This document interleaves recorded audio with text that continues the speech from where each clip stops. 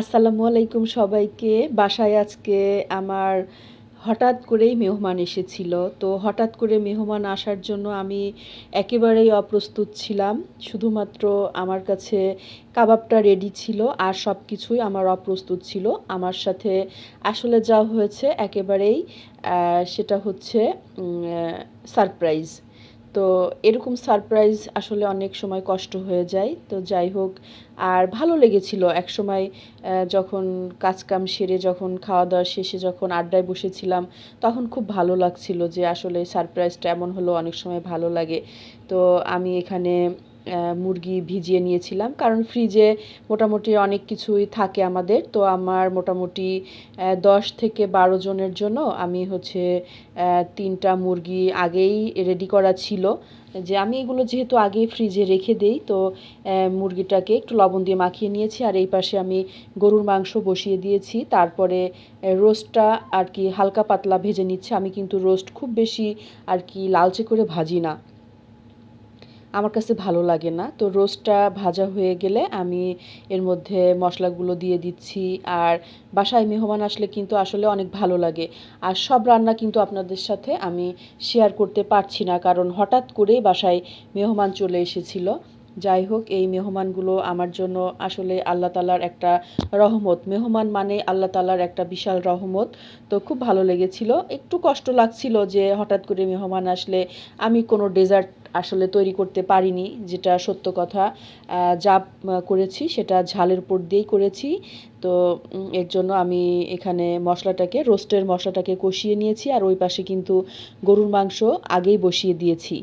যাই হোক, দেওয়ার পরে এখন এই রোস্টের যে মশলাগুলো, সেই মশলাগুলো আমি সম্পূর্ণভাবেই দিয়েছিলাম। যেহেতু আর রোস্টের কিছু মশলা, যে মশলাগুলো আমি কাঠবাদাম, কাজু বাদাম, কিশমিশ, তারপরে হচ্ছে আপনার জয়ফল, জয়ত্রী, এগুলো কিন্তু আমি আগে থেকে একটু বেটে বাটিতে করে ডিপে রেখে দিই।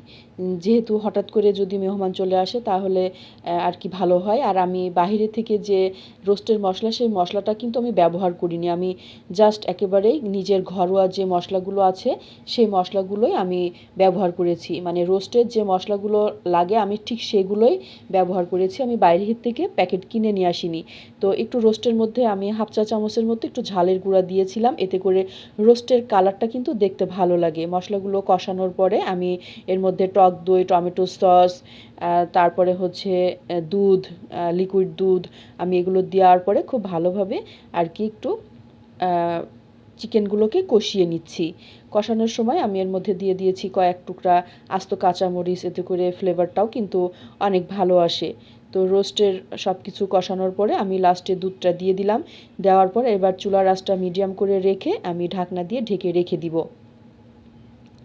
ঢাকনা দিয়ে ঢেকে রেখে দিচ্ছি। দেওয়ার পরে মোটামুটি আমার রোস্টটা তৈরি হয়ে যাবে। আর এই পর্যায়ে কিন্তু আমার মাংসটাও মোটামুটি রান্না করা হয়ে গিয়েছে। আমি ঢাকনা দিয়ে ঢেকে দিলাম।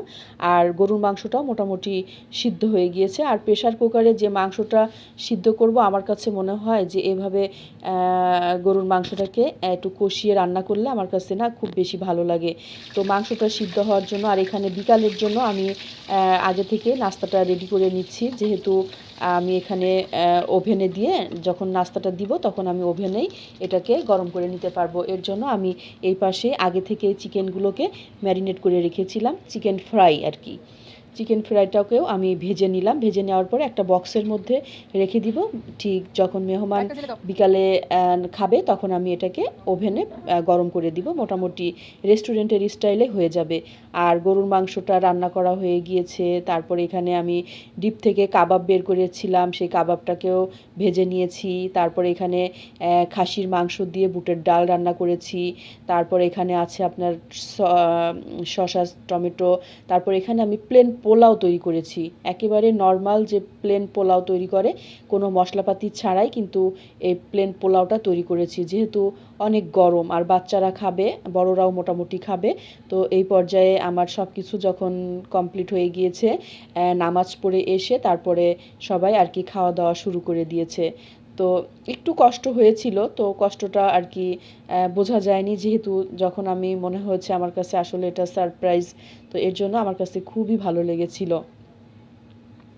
তো সবাই খাওয়া দাওয়া করছে, আশা করি আজকে আপনাদের সাথে আমি খুবই সহজ, আর সহজ বলতে কি একটু আমার কাছে একটু কষ্ট হয়েছিল, বলেছি বারবার আপনাদের সাথে। তো সবাই যার যার মতো সবাই আর কি খেয়ে নিচ্ছে। তো খেয়ে নেওয়ার পরে আর ডেজার্ট হিসেবে ছিল শুধুমাত্র আমি বাইরের থেকে আর কি মিষ্টি দই নিয়ে আসিয়েছিলাম, যেহেতু আমার কিছু করার ছিল না। ভালো থাকবেন সবাই, আল্লাহ হাফেজ।